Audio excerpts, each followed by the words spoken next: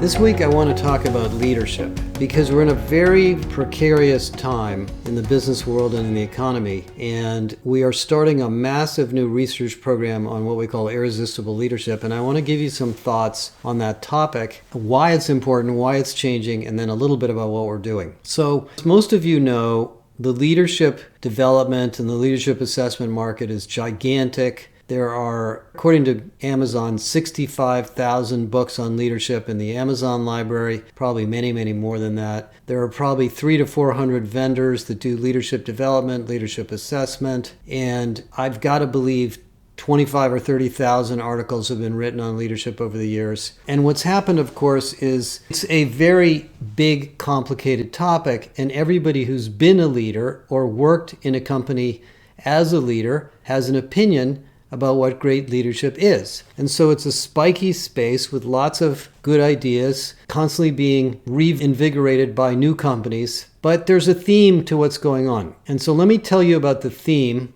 and why I think it's important now. And I'll tell you a little bit about what we've learned, and then I want to talk about the research we're doing. So if I go back to 2008, the last time we had a big recession, for the last 15 years, virtually every company has been focused on two things: growth and digital innovation and creation. So there's been no shortage of digital ideas. We call it the four levels, from digital adoption to digital transformation to digital disruption to industry transformation. And you've seen that in the GWI research. And every company's been doing that, and that has created a need for skills and roles and engineering and product management and agile and all sorts of really important changes in the way we operate businesses. But it's mostly been about growth, because if you look at the GNP and you look at the stock market and you look at most of the factors of growth, up until the pandemic, it was pretty much growth year after year, zero interest rates, unlimited access to capital, hire people as fast as you can, easy to raise money, pretty good opportunity to go public if you're a good-sized company, and then bang, we had the pandemic. And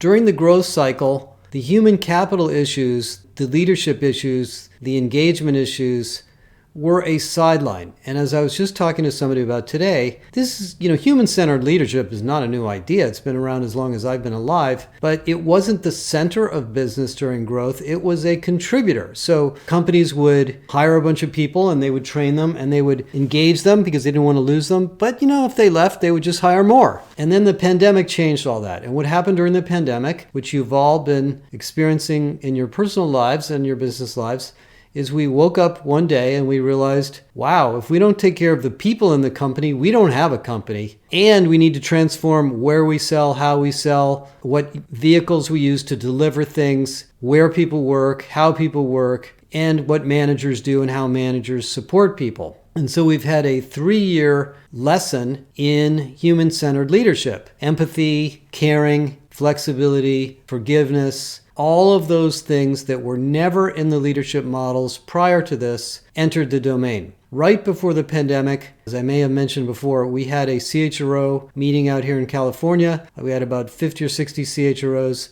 and we were talking about a whole bunch of things. And I had somebody from the Greater Good Science Center at UC Berkeley talk about happiness and what are the drivers of happiness. And they have this wonderful model, and it talks about awe and listening and care and forgiveness and all sorts of interesting psychological ideas. And I asked the CHROs, how many of you use any of these words in your corporate mission statement or your leadership models? And nobody raised their hand. Nobody was really thinking about these psychological issues. Well, now everybody's thinking about them because we have 81% of employees burned out. Mental health as one of the biggest challenges in employee retention and engagement. Productivity is now entering the conversation. So we went through this 3-year wake-up call on human-centered leadership. By the way, not everybody got it. Lots of companies tell me they still haven't really grappled with human-centered leadership, and they're trying to get everybody to go back to the old way of working. I think Elon Musk is a good example of that. But something else is about to happen. Coming into 2023, it's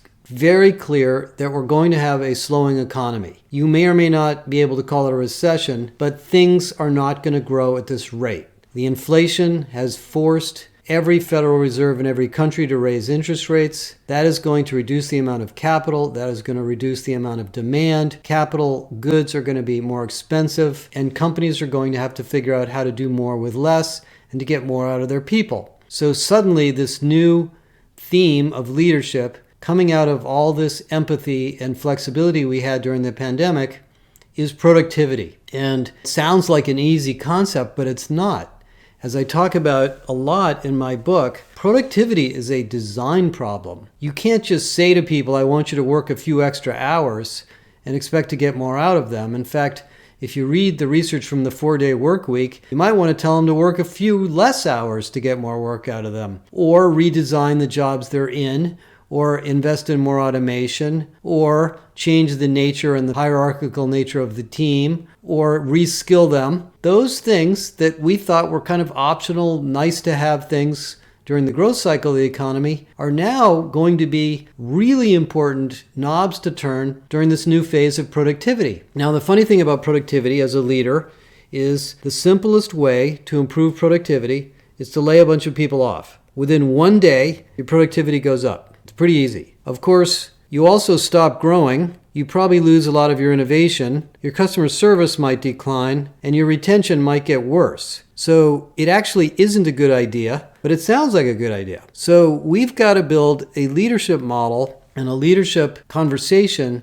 that reflects the growth cycle of the economy before the pandemic, the human-centered leadership lessons we learned during the pandemic, and the new world of productivity and growing in a profitable way in a world that isn't going to grow as fast as we thought. And by the way, let's add one more dimension to that. As I talked about a lot when I was in Europe, the workforce is also not growing either. The number of workers is peaking or flat to declining in many parts of the world. The labor participation rate is low and dropping. A lot of people have decided they don't want to work so hard, or they don't want to work at all for various reasons. And people are having fewer children, even though they are living longer. So the number of people you have to hire or replace the people that you're possibly trying to switch out is declining, making it harder. So this all gets back in many ways to my book and a lot of the research we've done the last 4 or 5 years, that we need to find ways to design the company, design the team, design the operations to be more productive, not just squeeze people or tighten the screws to try to get more out of them. Now, what does that mean to leadership? There's a couple things I've learned about leadership, having run a couple of companies and been in some big companies and all sorts of other companies. I like to say there's really 2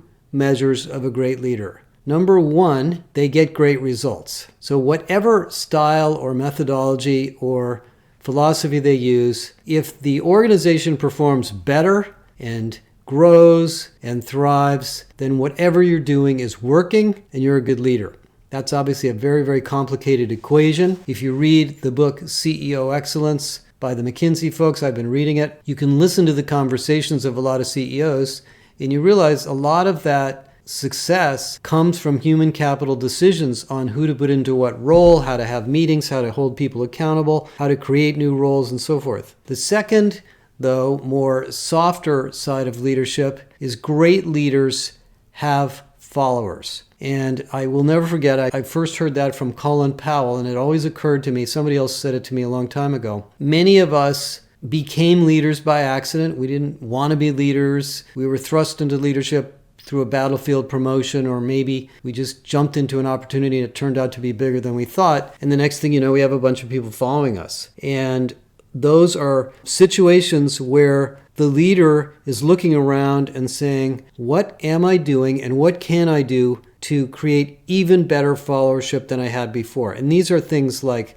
inspiration, mission, purpose, value, care, investment in people, the soft stuff. And the hard stuff and the soft stuff has to go together because leaders have to do both. Now, the second dimension of leadership that we're going to be studying in this research is this idea that leadership philosophies, or what I call management philosophies, tend to go in faddish waves. In the 1980s and 1990s, when I started my work as an analyst, every company wanted to copy GE. Everybody wanted to go to Crotonville. everybody wanted to hire people that had worked in the GE system. Well, we now know that the GE system wasn't as good as everybody thought it was, and there's all sorts of books now written on why it failed and what happened during the various reigns at GE. Then we entered a world of collaborative leadership, conscious leadership, situational leadership. Leaders should be empathetic. Leaders should be caring. They should manage by walking around, the old Hewlett-Packard idea. And that was very big in the last decade because we had a lot of young people entering the workforce. We had a lot of growth. We had a lot of innovation, a lot of technology. And leaders needed to be spiritual leaders and, in a sense, human leaders, not just business leaders. I think this new world is going to be something different because we've really got a combination of all of this. There's no question that leaders have to be technology savvy. There's no questions that leaders have to know the business. There's no questions that leaders have to be savvy about organizations and organizational design. But they also have to think about sustainability, climate, health, the society, the politics. You can't ignore that stuff anymore. I don't run a big company. I run a small company. But if you run a big company and you run aground with Congress or have to testify on some social issue that's going on in the country you do business, you can't just say, I'm not interested, I'm staying out of this. You don't have any choice. Look at Disney, look at Facebook, look at everybody. So this is a new era of consciousness, or what I call citizenship, that has entered the leadership domain. Now, the third area I want to talk about in our irresistible leadership research is this idea of a general manager or not. And when I entered the HR domain in the mid-2000s, early 2000s, everybody was reading Ram Charan's book on the leadership pipeline. And the idea of that book and many of the succession management practices at the time was, we're going to build general managers. We're going to move people around. We're going to do a lot of job rotation. General Mills used to do this. GE used to do this. Lots of companies did this. And through this regular rotation process, we're going to build these superstar general leaders that can run our company someday or do amazing things. And there's a lot of value in that, and it makes a lot of sense. In fact, Schneider Electric does this. Microsoft does this. Microsoft's latest philosophy is, if you want to get promoted, don't look for a promotion, look for a lateral assignment. Because we want you to know how Microsoft works. We want you to know what the customer operations are like. We want you to know what sales is like. We want you to understand marketing. We want you to understand channels. We want you to understand engineering. The more you understand those things, the more valuable you're going to be to us. But the idea of a general manager is really a flawed idea. And let me give you two stories that'll explain. The first story is a long conversation I had many years ago at Cisco Systems. Cisco is a very sophisticated company that very sophisticated and does leadership strategy. And they used to rotate people around, and there's lots of business units and business areas in that company. And the woman at the time who was heading leadership development said to me, we had done a lot of studies of leadership at Cisco, and we found that moving people around between all these different businesses was not working. Because ultimately what we discovered when we looked at the data is that there were 4 archetypes of leaders. Startup leaders who could build things from scratch, who could incubate and innovate and build a business that didn't exist before and get it off the ground. Growth leaders that could take a business that was running and really accelerate it and turn it into a multi-$100 million, billion-dollar business through sales and marketing and growth. Profitability leaders that could take a very big business that wasn't profitable and really fix it or improve it to make it a high profitability, highly efficient, highly productive business. And the fourth were turnaround leaders who, she said, were really good at going into situations where things weren't working and either fixing them, selling them, splitting them up, or deciding what to do with them. And she said what we found is that when we moved people between these 4 archetype roles, they didn't always do very well in some of the other scenarios. So rather than do that, what we decided is, let's take the startup leaders and put them into startup situations. And when those businesses get big enough, let's turn them over to growth leaders and let the startup guys work on the next set of startups. And you can see where this is going. It's a way of creating organizational growth by focusing on leaders' strengths. And I think that's a really important concept here. Everybody has different strengths. My strengths are different from Bell Pelster's strengths, our COO. Very different, in fact. We don't do the same things. We don't approach problems the same way. And complementary to each other, we manage to make pretty doggone good decisions. That's the way companies work. this old idea that you're going to have one general manager who's going to know everything about everything. It's just not true. And great leaders know that, and they understand that taking advantage of people's strengths is part of the equation. The second story is a story about GE. And I do admire GE. I read most of the books on GE many, many times. There were lots and lots of great lessons there about how to run a big, complicated company before all the financial things happened. So one of the heads of leadership development at the time told me we had this problem that GE was becoming, as she put it, too general, not enough electric. In other words, as a play on the name, we were moving people around so much that their problems and their mistakes were never catching up to them. So somebody would have a job as a general manager or a business unit leader in some part of GE. They would do a bunch of things. They'd change a bunch of things around, maybe mess it up, and then they'd rotate to a new job because they're a hypo, and somebody else would have to clean up the mess. And she said, we saw this all over the company, and we realized this is a problem. We got to stop people in their tracks and force them to stay in one place for a while. Because businesses are complicated. You pick any business you're in, whether you're in consumer, energy, tech, finance, retail, whatever. It's complicated. It's way more, even my company is way more complicated than most people understand. And you're not going to figure it out in 2 years and make all sorts of good decisions about it. That's essentially what happened to our business at Deloitte, is so many people rotated in and out of it that there was nobody left who really understood it. So in your leadership model, you have to also accommodate the fact that there's going to be specialists that are going to be very good at different things. I distinctly remember one of the meetings I was in when I was at Deloitte was at the Cleveland Clinic, and we were talking about succession management. And they were, playing around with 9-box grids and figuring out how to use them. And after getting to know the company a little bit better, I said, well, at a bare minimum, I think you have 4 completely different leadership models. You have a leadership model or a 9-box grid for clinical roles. You have a leadership model and a 9-box grid for science and research roles, because it's a research institution. You have a leadership model for operational roles like IT operations, financial operations, customer operations, and so forth. And you have a leadership model and 9-box grid for senior executives who have P&L. Now, I'm not saying you need 4 different frameworks, but if you throw that all on one grid, you're going to have an awfully hard time figuring out who goes into what slot. So we have to reflect that in these models, that as much as you'd like to have one model, which most companies do, and that's a very important cultural thing to do, in the actual implementation of what we call irresistible leadership, you're going to have people of different strengths being taken advantage of because of those strengths in different ways and driving the business in the way that they think is appropriate. The final thing I'll say about leadership before I talk about the study is this idea of job crafting or roles. Now, one of the things they talk a lot about in the CEO Excellence book is defining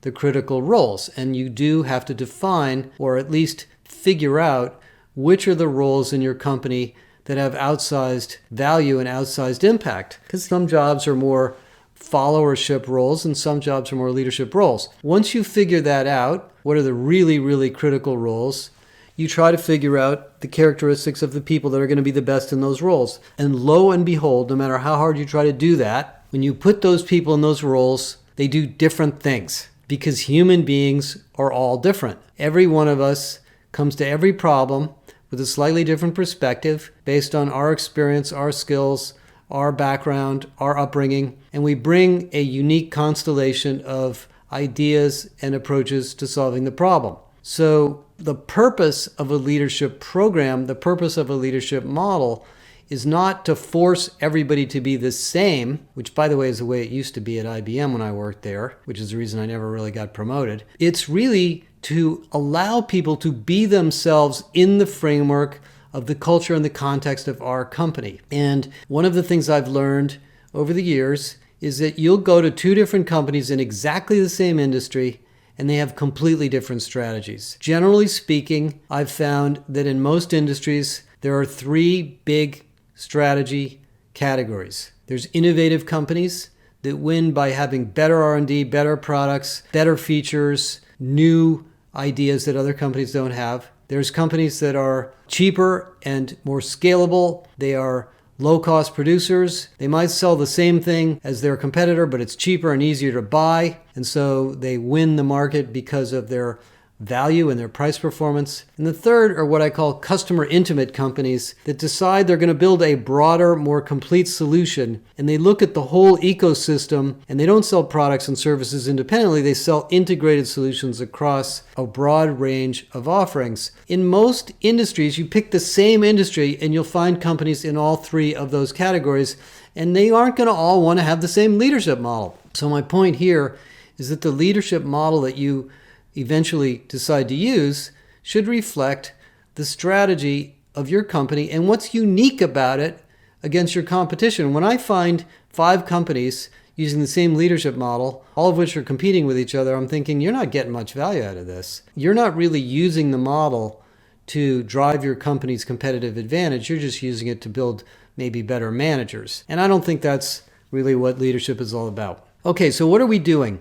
So we're launching a project in partnership, by the way, with BetterUp, who's helping us with it, to identify what we call irresistible leadership. The word irresistible is one of our brand attributes. It's something we believe in. We believe that there is no limit to the performance of an organization or an individual. That's why we like the word irresistible. And what we're doing is we're looking at leadership models. We're looking at existing leadership development strategies, assessment strategies, and CEO level perspectives on leadership across hundreds and hundreds of companies. You can join us in 2 ways. You can take the survey that I'll link to in the podcast, and you can find it on our website. And if you join the survey and you participate in the survey, we'll make sure you get a copy of the results when we're final. And you can offer to be interviewed. We are interviewing dozens and dozens of companies right now, generally trying to interview C-level executives, CHRO, people in charge of leadership development, or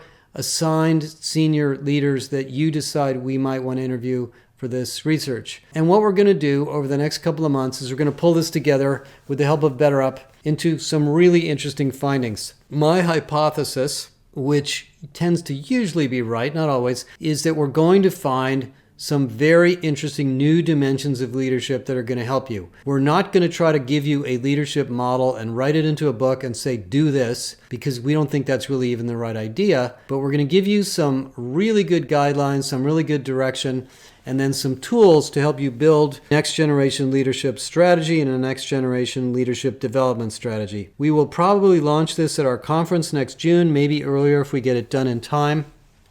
And I think it's a fascinating project, and I look forward to talking to you about it. So anyway, that's kind of my podcast for this week. I hope this gives you some things to think about. And please reach out to us if you'd like to talk over the holidays. Working on predictions, working on a lot of cool stuff for next year, which I'll be telling you about in January. And have a wonderful holiday over the next couple of weeks. Thank you.